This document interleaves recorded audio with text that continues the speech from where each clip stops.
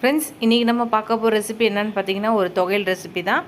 புதினா கொத்தமல்லி தொகையல் தான் செய்ய போகிறோம். ரொம்ப ஈஸியாக சிம்பிளாக குயிக்காக செய்யக்கூடியது. இது நீங்கள் சாதத்தோட பிசைஞ்சு சாப்பிடும்போது சும்மா அல்டிமேட்டாக இருக்கும். இதில் கொஞ்சம் நல்லெண்ணெயோ இல்லை விருப்பப்பட்ட நெய் கூட ஊற்றி பிசைஞ்சு சாப்பிட்லாம். சூடான சாதத்தில் இதை பிசைஞ்சு அள்ளி சாப்பிடும்போது பார்த்திங்கன்னா அப்படி ஒரு சுவையாக இருக்கும். ஈஸியாக சிம்பிளாக குயிக்காக செய்யக்கூடியது இது. இட்லி தோசை சப்பாத்தி கூட இது நல்லாயிருக்கும், சூப்பராக இருக்கும். வாங்க இந்த தொகையில் எப்படி செய்யலான்னு பார்க்கலாம். ஒரு பேன் எடுத்துக்கலாம். அதில் ஒரு ஸ்பூன் நல்லெண்ணெய் ஊற்றிக்கலாம். ஒரு ஸ்பூன் நல்லெண்ணெய் ஊற்றியாச்சு. ஒரு ஸ்பூன் உளுந்து, ஒரு ஸ்பூன் கடலைப்பருப்பு, ஒரு ஸ்பூன் தனியா, காரத்துக்கு ஏற்ற மாதிரி ஒரு 8 வரமிளகாய், காஞ்ச மிளகாய், ஒரு 7-8 பல்லு பூண்டு. இது எல்லாத்தையும் நல்லா ஃப்ரை பண்ணிக்கலாம். இப்போ இதில் ஒரு 1/4 மூடி தேங்காய் கட் பண்ணி போட்டுக்கலாம். இதையும் சேர்த்து நல்லா வறுத்துக்கலாம்.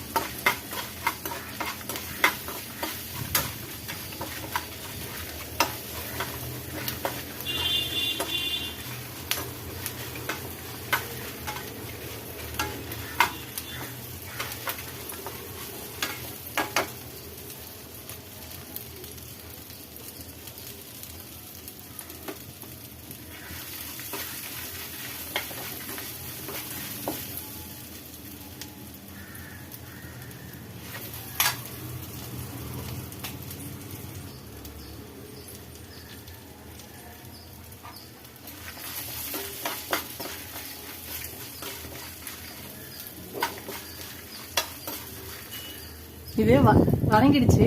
இதை ஒரு பிளேட்ல மாத்திக்கலாம்.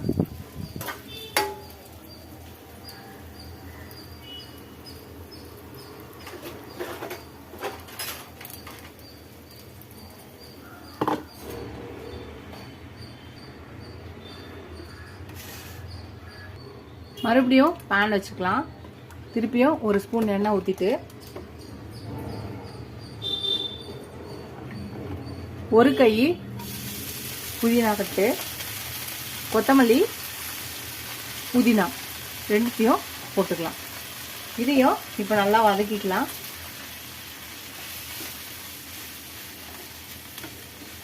நல்லா ஒரு கை எடுத்து போட்டு நல்லா வதக்கிக்கலாம். இது நல்லா வதங்கட்டும். அவ்வளோதான், நல்லா வதங்கிடுச்சு. இப்போ இதையும் எடுத்து நம்ம மிக்ஸி ஜாரில் போட்டுக்கலாம்.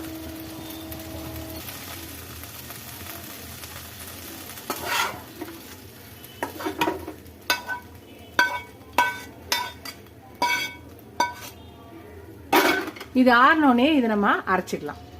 தண்ணி ஊற்றாம அரைக்கணும். இப்போ மறுபடியும் ஒரு பேன் எடுத்துக்கலாம். அதில் கொஞ்சம் நல்லெண்ணெய் ஊற்றிக்கலாம். எண்ணெய் காஞ்சிடுச்சு. ஒரு ஸ்பூன் கடுகு போட்டுக்கலாம். ஒரு ஸ்பூன் உளுந்து போட்டுக்கலாம். இது நல்லா வெடிட்டோம். அதுக்குள்ளே இது ஆறிடுச்சு. இதை நம்ம அரைச்சி எடுத்துகிட்டு வந்துடலாம். கடுகு உளுந்து வெடிச்சிடுச்சு. இப்போ ஒரு வெங்காயத்தை பொடியை நறுக்கியிருக்கேன். இதையும் சேர்த்து வதக்கிக்கலாம். இது லைட்டாக வதங்கட்டும். அதுதான் நம்ம அரைச்சி எடுத்துட்டு வந்தாச்சு பாருங்க. இப்போ நம்ம வதக்கி வச்சிருக்கோம். இதை ஆஃப் பண்ணிட்டு இதையும் நம்ம இதில் போட்டுக்கலாம்.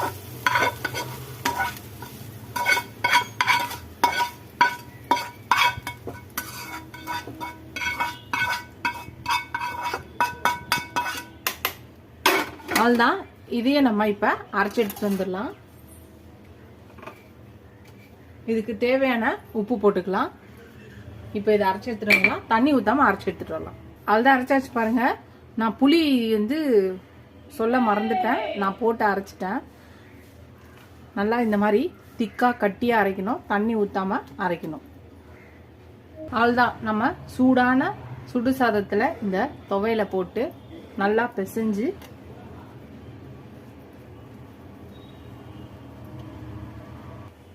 கொஞ்சம் நல்லெண்ணெயோ விருப்பப்பட்ட நெய் கூட ஊற்றிக்கலாம்.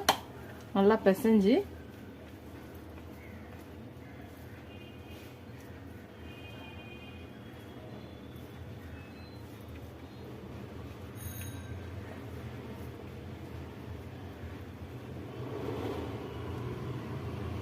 சாப்பிட்டு பார்த்துடலாம்.